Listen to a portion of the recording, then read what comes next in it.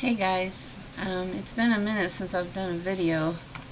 Let me turn this fan off. I apologize for the lighting. I'm doing this in the evening. Hopefully the lighting's okay.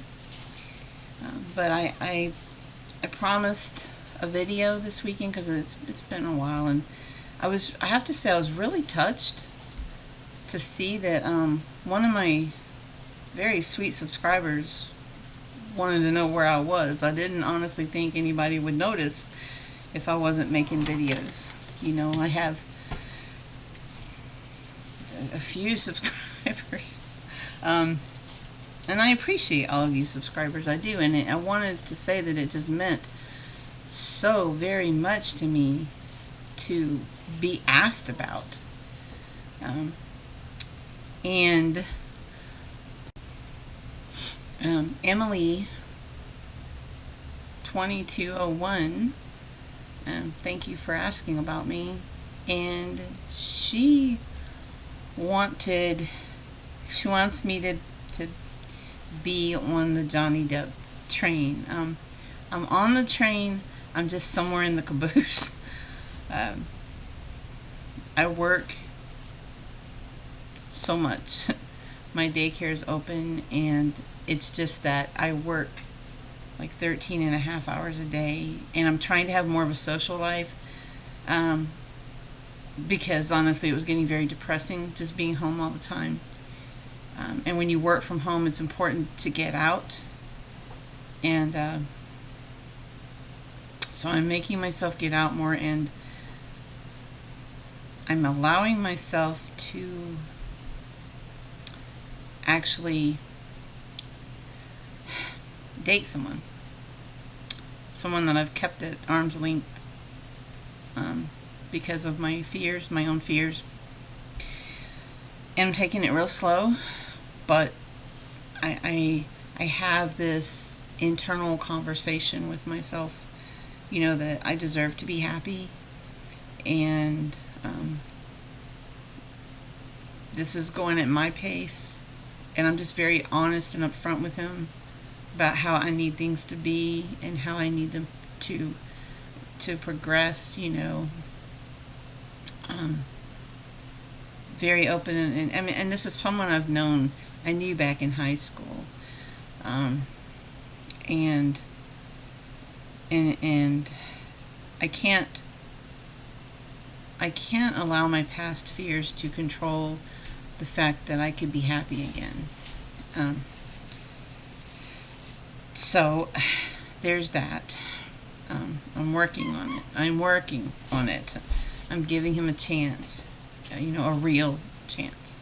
So I spend my days off, you know, with him, and I spent time with family today too, and I guess the daycare's kept me busy. But Emily, thank you. I really appreciate you asking about me. She asked me to talk about, to compare my narcissistic relationship that I went through, because it's weird to me that I was going through a narcissistic, abusive relationship the same time that Johnny Depp was, which is why his situation was out of my radar. I didn't know anything about it. I was cut off from the world, to be honest with you. She wanted me to compare what I went through with his situation. As different as they may be, as everyone's situation is different, there are a lot of similarities as well, as you'll find with anyone who's been in a relationship with a narcissistic individual, whether it's romantic relationship because it's fake, you know, or even between parent, child, or whatever, even with a friend who's narcissistic. As different as the situations may be, the stories are all very similar, because narcissists follow a pattern, because it's all they know. It's all they know. So, okay, in keeping with her request, let's see, other than the fact that Johnny Depp is a celebrity and I'm not, it's one way we are really different. Believe it or not, narcissists go after the same type of people. So in that way, Johnny Depp is just like, shares a lot of personality characteristics with people like me, that narcissists get into relationships with. We're very caring people. We're very nurturing people. We have big hearts. We are very. Pardon me. I've had some margarita this evening because I went out, so I may seem to blank off. But I have to really concentrate. I'm not drunk. I'm just very relaxed, which is something I don't get to do much. But we are. We're very. We're very intuitive people. We're nurturing. We care about others' feelings. We can sense and pick up on other people's feelings. And for some reason, the word for that is escaping me right now. Weird. Empathetic. There you go. We are very empathetic individuals. Empathic. And I believe Johnny Depp has those personality traits too, and I think you'll find that people who get into relationships with narcissists are that way, because narcissists seek out people like that because they find them easy to manipulate, and it's easy for them to take on the role to become like that person, because that's what the narcissist does. They become like the person that they're trying to manipulate and take over, and they become everything that person wants. For instance, and I'm talking about Johnny Depp because she specifically asked me to compare his situation with mine.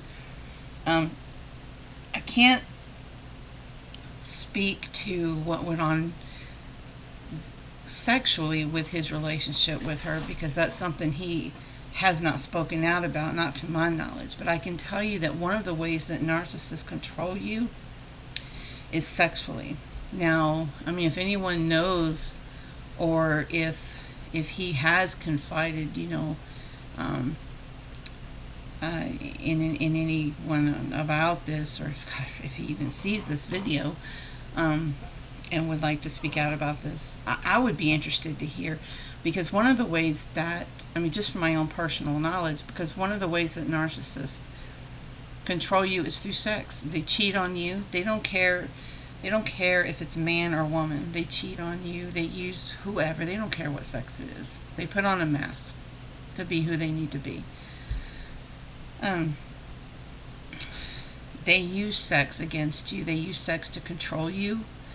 They like to control. They like to say, when, how. They use sex to make you feel a certain way. They'll make you feel used, and somehow you feel grateful for any attention they give you. In fact, they'll have you begging for it, like it's something you need from them to feel loved by them.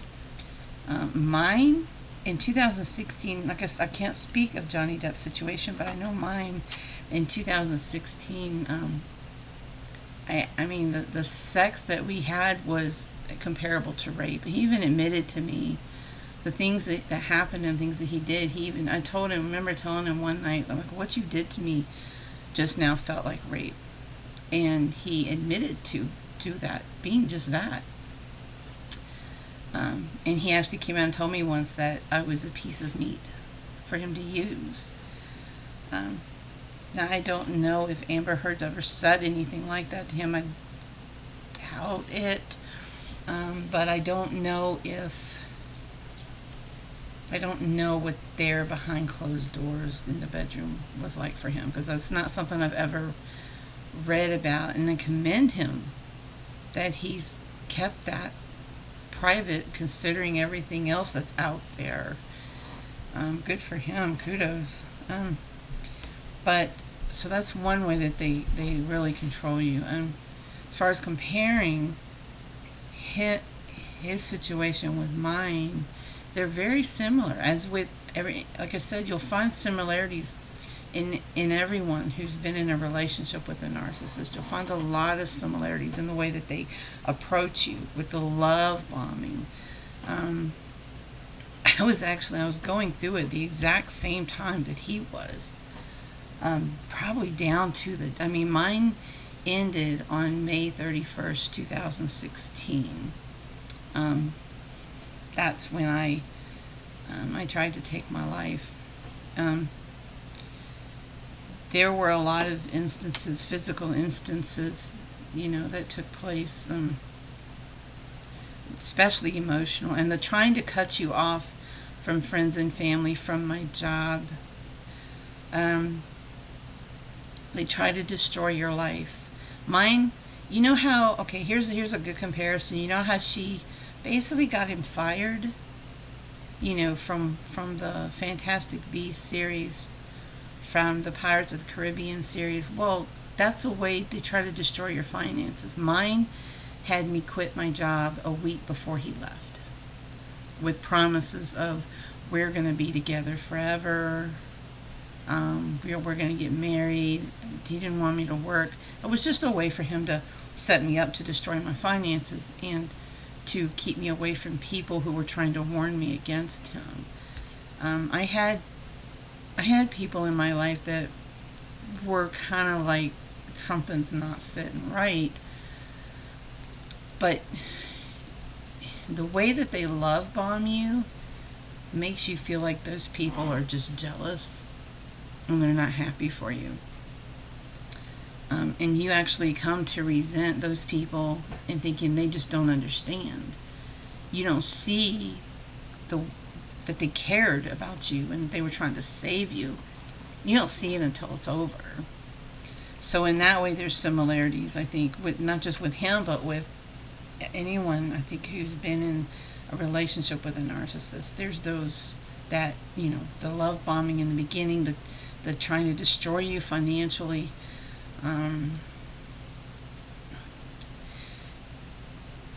I'm trying to think of others. Obviously, the big differences are that his is, well, you know what? Even the fact that his is public, mine was public. Not like worldwide public like him, but mine was all over social media, and because of me trying to take my life. The smear campaign that they run against you, they actually start that before they leave you. You just don't know it. So that when they leave, people aren't that surprised. At least people in their camp aren't that surprised. And then they set you up to look like the crazy person. Not like she did the video of him, that when he was slamming the cabinet doors and all that stuff. That was taken out of context. We weren't there. We don't know the before, what happened before that. What made him behave that way? I've heard, he had just found out his mother died. I found out he had found out that the people managing his money screwed him over big time. And he wasn't taking any of that out on her. That's something I think some people fail to point out, is that even in that video, he wasn't taking any of that out on her. And when he made this, she was trying to make it like he was, like, oh, you were so nice to me before, and now what's going on, you're being whatever. But he wasn't taking any of that anger out on her. He took it out on some cabinets, out on whatever, and he poured himself a big glass of, so what? I am guilty of, when I am upset and dealing with stuff, or I've had a hard week. Like tonight, this was a really tough week. A lot happened this week. And I drank tonight. I've been known to drink a glass of wine after working. when things stress us out, we need something. We look for something to just chill us out. So in that video where he's all slamming cabinet doors, whatever, and then drinking the wine, and so what? Who hasn't slammed a door, in anger? Who hasn't forcefully closed a drawer or a cabinet or whatever? Last night I was so angry at something that had happened that I really wasn't paying attention to what I was doing, and I knocked over this glass bowl and it shattered. And I was angry with myself when that happened. I was like, wow. I had to calm myself down, And tonight who hasn't had a big glass of wine or several drinks or whatever to chill out from a tough week or from something that's happened? I think that video is bull, because I think she was trying to make it look like he was acting aggressively or what. That's bull crap. She knew he was in a bad mood already. She knew when he came in there he was going to be in a bad mood. That's why she had the camera going. If he was acting sweet and this mood just came on suddenly, she wouldn't have had the camera on. She set him up. She knew. But see, that's what the narcissist does. They wait until you're not yourself, and they'll want to record it, and then show other people. The other thing that's similar between his situation and mine, and I think anyone that's been through this, is that in the beginning with the love bombing, they turn themselves, they wear the mask that they need you to see at the time. They pretend to like the same things that you do, and they really don't. They'll go so far as to research. Let me tell you something. When a narcissist is asking you questions and you're talking to them, they listen intently because they want to know the things that you like and who you are, so that they can become that and convince you that they're the same and that they like what you do, and it's all fake. Obviously a difference in his situation and mine is I didn't go to court with mine. It didn't get that far. It almost did. Because revenge isn't the word. You want them, you try to save your namesake. You try to save your reputation because they make you look crazy, because they set you up to behave in such a way that you look crazy to the outside world when they don't have a clue as to what you've been through.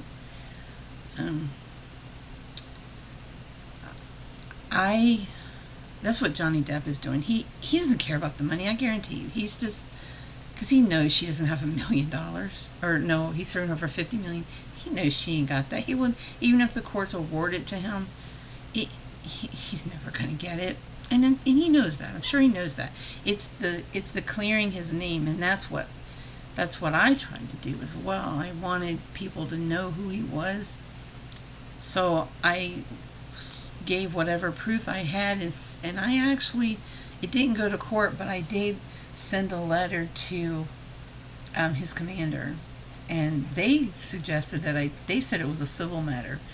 So they actually, given the evidence that I gave them, they suggested that I take it to civil court, which I didn't do because I couldn't afford the lawyer. And it's the only reason he and I didn't end up in court. Or I would have sued him for every penny of mine that he spent, for having me quit my job, for the emotional distress that he put me through, that almost cost me my life. And by the grace of God, I didn't die. And I, with everything that was in me, and the fact that I had cut my wrist, I should have died. I was out for 2 days, but yeah. So I would have, if I had had the money to pay lawyers, we'd have ended up in court as well.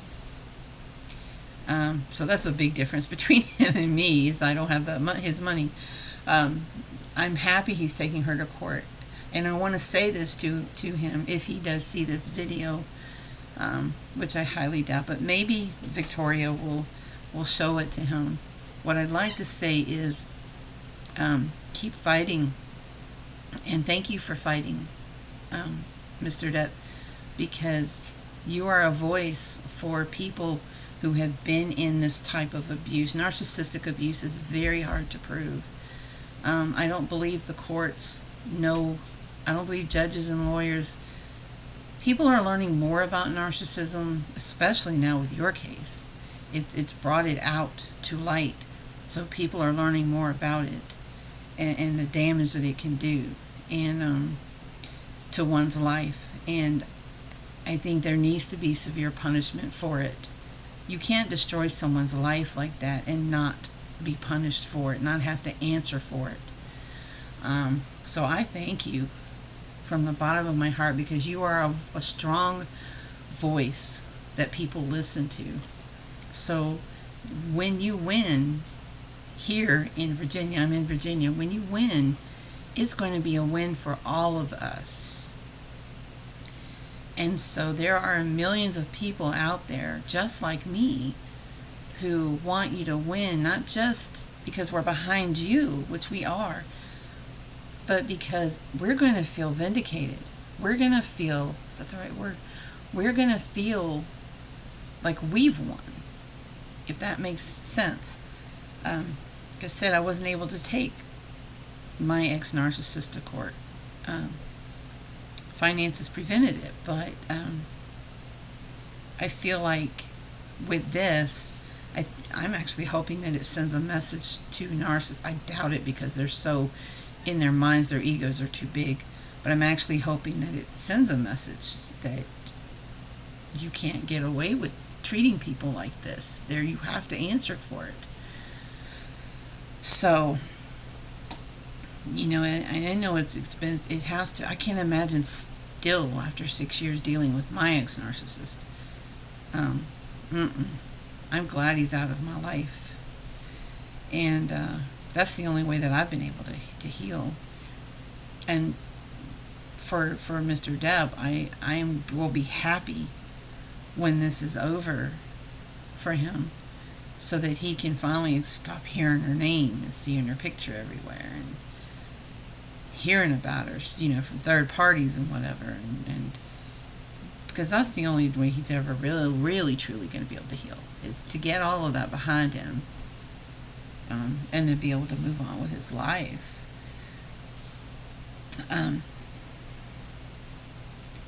But I in similarities, I see him as a brother in circumstance that, for me, there's a connection.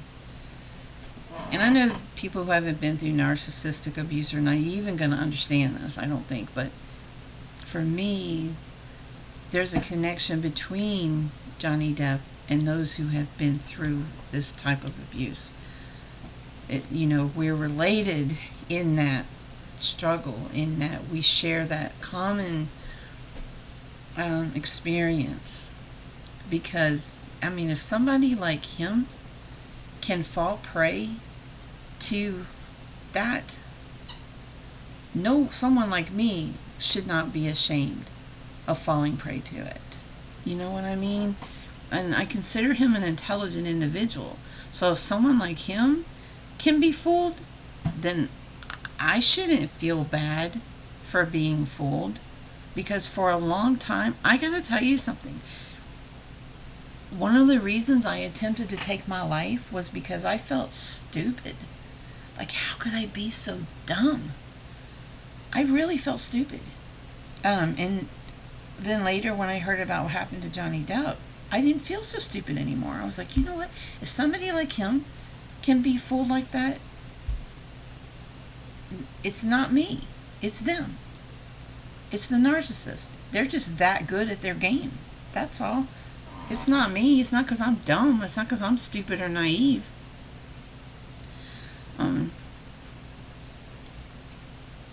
So that changed my perspective and how I thought about myself. The other one, I'm going to wrap this up. I might do another video about this because it's really interesting, comparing the situations. But it's late and I've been drinking and I'm tired. Excuse me, I'm burping, sorry. But the other similarity is that I see him healing.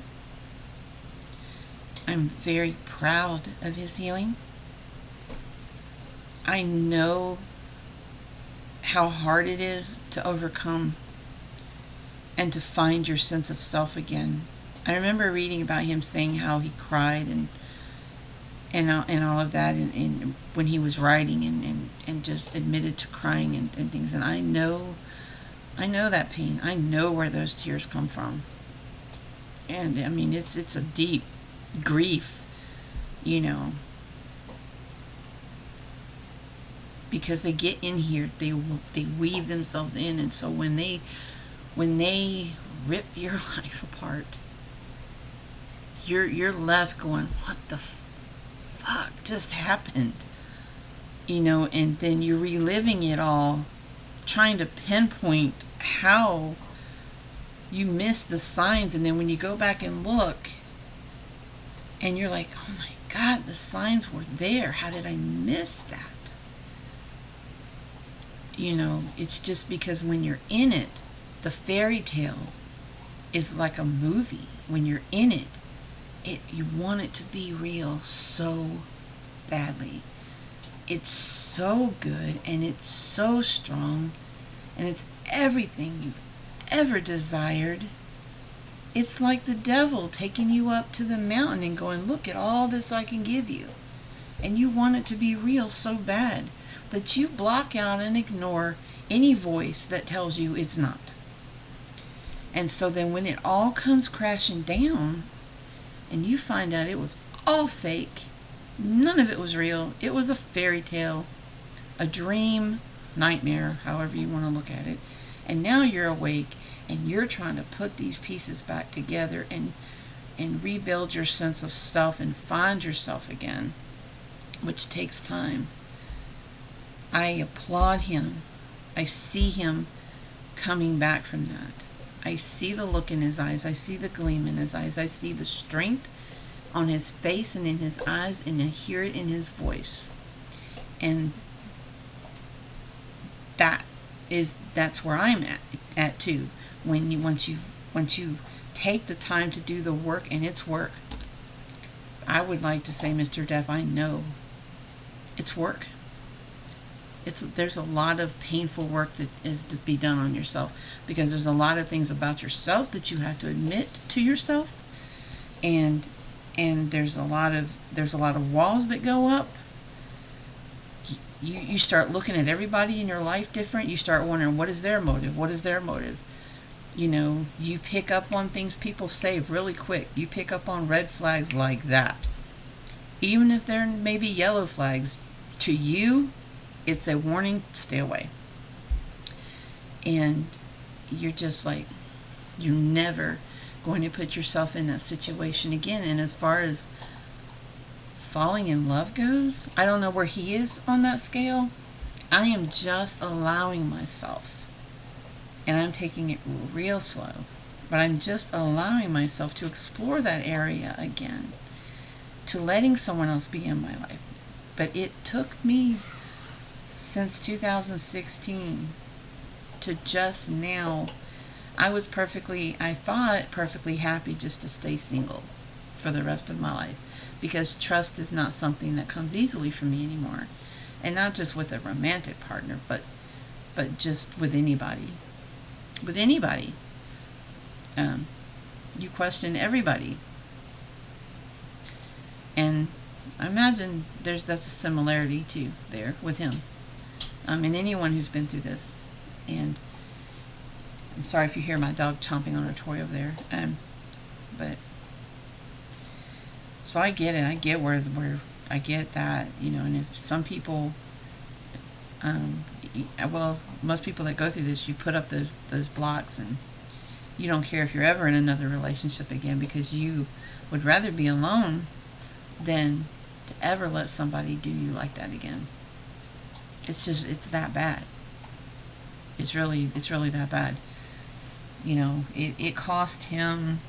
He went to the hospital, you know, and probably would have cost him his life if he had stayed in that relationship much longer. I wish, you know, they should let people testify on his behalf who have been through similar situations, so that a jury could hear the similar stories between the people that have been in relationships with narcissists, and so a jury could be like, wow, these all stories have a similar pattern.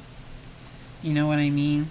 To where, to even Amber Heard's her pattern is the same. You know, every time something else comes up, every time she does something, I'm not surprised. It doesn't shock me. I'm like, she's following the narcissistic pattern, you know, and her ego is never gonna allow her to admit that she ever did anything wrong. What really gets me is that the proof. What are you chewing up over there? I think she's found a squeaker in one of her toys. What gets me about this, and you don't have to be a lawyer, you don't have to be a genius to get some of this.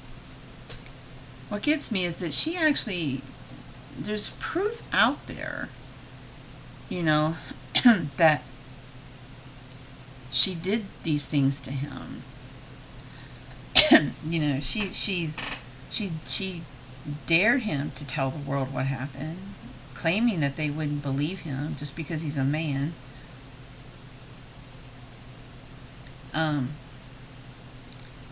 You know, seeing what she did to his finger. How can that what I don't understand, and part of me does get it, because the narcissist has this way of mesmerizing people into believing them. But I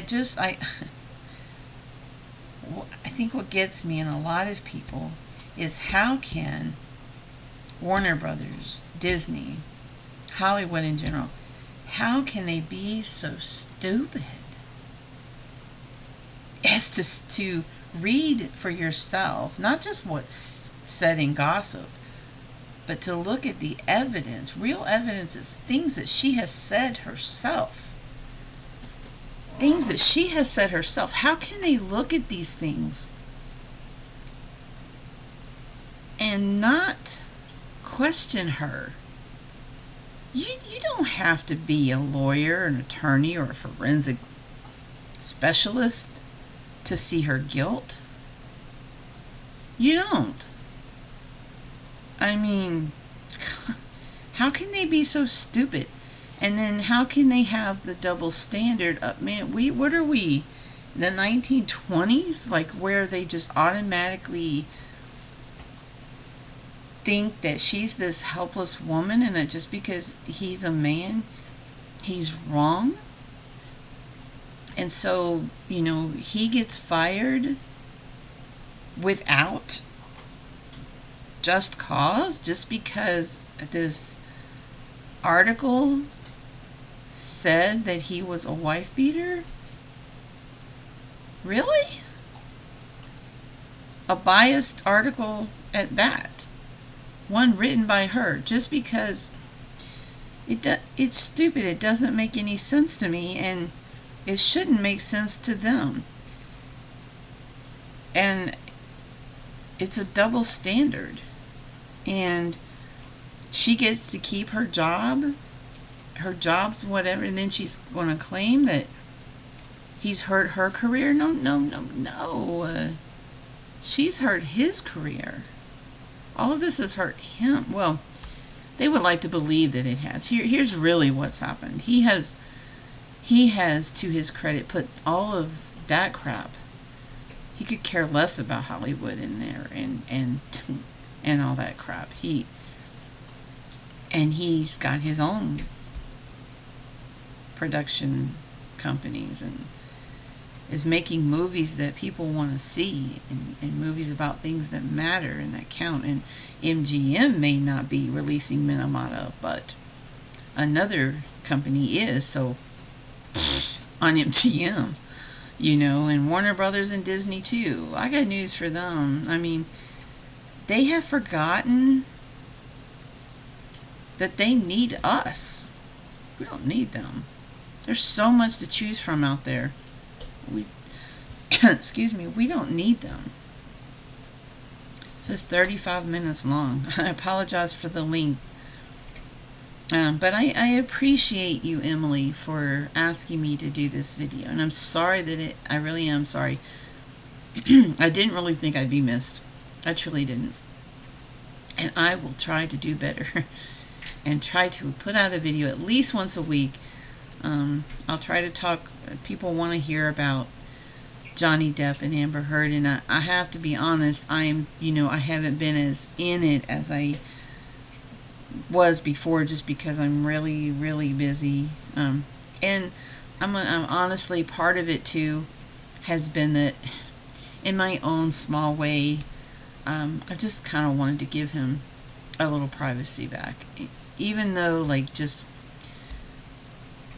it may not make a difference that one person isn't reading all those articles and things and trying to keep up with it. It may not make any difference to him, but to me, I don't know. It's like, to me, it's like just wanting to give him a little bit of privacy from my own corner of the world. Doesn't mean anything to anybody. I realize that. that maybe there's one less person in his business, you know. And I realize he's someone that people want to hear about. Sure. And I think when the trial is over, we're all really going to miss him, because he's not going to be out there like he is right. He's not going to be in the limelight like he is right now. I think he will probably be happy for that. He can go back to living his life, I guess, as normal as it ever gets for a celebrity. Man, there's not enough money in the whole world for me to ever want to be famous. I mean, I just want to end this video by saying the other good thing that's going on with me is I am losing weight. This video isn't going to show it very well, and I'm trying to show you guys. I don't wear jeans, but I'm wearing jeans that are too, and this is after eating a big dinner because I went out tonight. But these jeans are loose. There's a lot of room in here, and if I can step back a little more, but I'm losing weight. So, and I'm feeling better. So I'm losing weight and I'm feeling better, and I have to get my doctor to look at my knee. I got a tendon or ligament or something on the side of my knee that is just, you alright, Sandy girl? It will just kill me sometimes.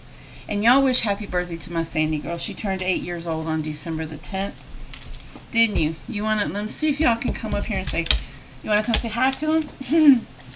She turned 8 years old on December the 10th. You want to say hi? She's all, don't push my computer, don't push my keyboard out. So, alright, we're going to say bye. Say bye. Say bye. We'll see you guys next time. Next time. I promise to get better about my videos in the frequency. Bye bye, guys. God bless.